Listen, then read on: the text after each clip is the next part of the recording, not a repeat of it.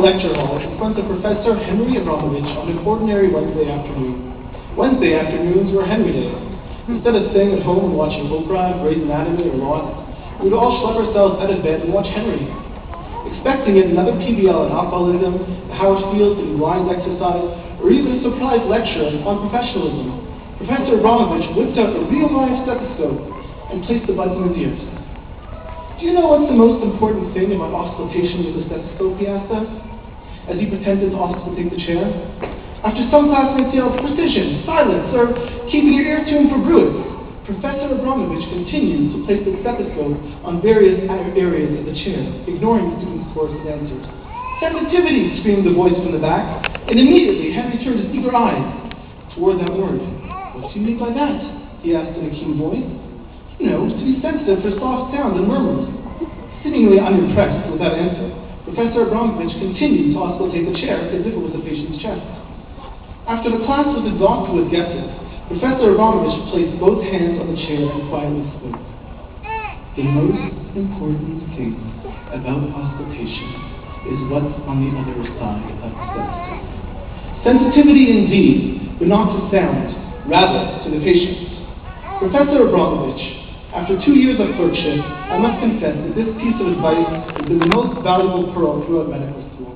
Of course we learn the intricacies of internal medicine, the rigor of surgery in all its depths, the joys of pediatrics and OB-GYN, but what makes the difference in the end between a good doctor and a great doctor is his or her sensitivity towards patients. How simple it is to put your hand on the patient's shoulder while you auscultate, and what a difference in patient interaction it makes. Instead of a cold metallic shudder surging through the patient's body, a sense of warmth is felt, and the patient-doctor relationship is established.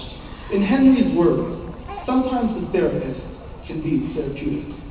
As Elie Wiesel once said, what do you think your teachers or we have tried to do when they taught you Shakespeare or Plato or mathematics or physics or health especially?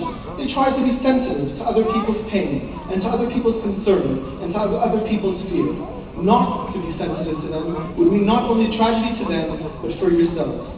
Let it be known to our audience that in today's climate of growing medical litigation in modern or alternative culture, when these glorious doctors of medicine sitting before you today are praised for their compassionate nature and professional bedside manner, the reason is Professor Abramovich.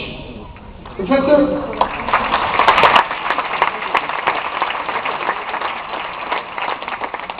Abramovich's interest in our own self-knowledge always took priority and extended beyond the classroom in the form of time and stress management and relaxation seminars in evenings after class, which he undertook entirely voluntarily. Professor Abramovich used to insist, how can you heal patients if you yourselves are not well? How can you understand patients if you don't understand yourselves? Henry is unique in that he sees insight as insight. The more insight you gain to yourself, the more insight you gain to others' pain, suffering, and frustration. Our own well-being as health practitioners goes hand in hand with our patients receiving good care. Professor Abramovich graduated from Yale University with a PhD in psychology in 1977, which he completed with honors. He shortly afterward made Aliyah, a long move from Montreal to Tel Aviv to educate and improve Sackler students' lives in Israel. Many students don't realize that along with spearheading the Israeli Institute of Jungian Psychology, the Student Council organization, widely known as the Well-Being Committee, was founded by Professor Abramovich. If you were to Google or PubMed the name Abramovich H., you would find dozens of publications in prestigious medical journals on the coping of American and Canadian students in Israel. Professor Abramovich truly went beyond and above and beyond his call of duty, and we are all changed forever because of this man. Our sages teach us in the Torah that teachers are akin to parents. That's why in Hebrew the word rabbi or teacher, moreh, shares the same root as the parent, horeh. In the medical world, we are sworn in a Hippocratic oath to consider dear to me as parents him who taught me this art. Professor Abramovich, our mothers and fathers gave birth to our flesh and bone, but you helped give birth to our ethical conscience and to our souls.